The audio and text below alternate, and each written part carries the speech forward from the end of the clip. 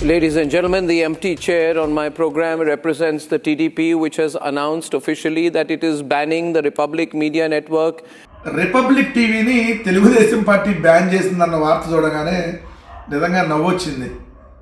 ఎందుకంటే కేంద్రంలో అధికారంలో ఉంది వాళ్ళే, రాష్ట్రంలో అధికారంలో ఉంది వాళ్ళే. నార్మల్గా కొంత రిపబ్లిక్ టీవీ అంటే బీజేపీకి సపోర్ట్ అనేటటువంటి వాదన కూడా ఉంది. అలాంటి ఛానల్ని మరి బాయ్కాట్ చేశారంటే ప్రశ్నించేటటువంటి ఏ జర్నలిస్ట్ గొంతైనా నొక్కేస్తాం, ఏ ఛానల్ అయినా ఆపేస్తాం, ప్రశ్నించేటటువంటి సోషల్ మీడియాలో ప్రశ్నించేటటువంటి కార్యకర్తల మీద తప్పుడు కేసులు పెడతాం, గంజాయి కేసులు పెడతాం. అదేవిధంగా ప్రశ్నించేటటువంటి యూట్యూబర్లను లేదంటే ప్రశ్నించేటటువంటి పత్రికలను ఛానల్ను అందరినీ బ్యాన్ చేసుకుంటా పోతామంటే అక్కడే తెలుగుదేశం పార్టీ ఎంత దారుణంగా వైఫల్యం చెందింది 18 నెలల కాలంలో అనడానికి ఇది నిదర్శనం. అయినా వీళ్ళకి బ్యాన్ చేయడం కొత్త ఏం కాదు, తర్వాత మళ్ళీ ఏదైతే ఎత్తేయడం కూడా కొత్త కాదు. సిబిఐని ఈడీని రాష్ట్రంలోకి రానియన్నాడు చంద్రబాబు నాయుడు గారు.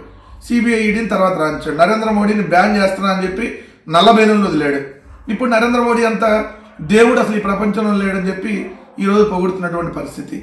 ఒక్కటైతే స్పష్టంగా చెప్తా ఉన్నా, 18 నెలల చంద్రబాబు నాయుడు గారి దారుణమైనటువంటి పరిపాలనని ఎవరు ప్రశ్నించినా వాళ్ళని కేసులు పెడతాం, వేధిస్తాం, లేదంటే చంపేస్తాం అంటే దీన్ని ఎవడో కూడా రాజకీయ పార్టీ అంటూ ఉగ్రవాద సంస్థ అంటారు.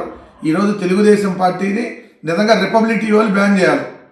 ఎందుకంటే సిగ్గు లేదా, మీరు కనీసం ఏం మాట్లాడుతున్నారో తెలియదా, అసలు మీలాంటి పార్టీలు మేము పిలవటం వేస్ట్ అని చెప్పి వాళ్ళు బ్యాన్ చేయాలి.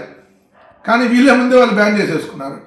సో ఇక్కడే అర్థమైపోతుంది తెలుగుదేశం పార్టీ అంత ఘోరంగా వైఫల్యం చెందిందనేది.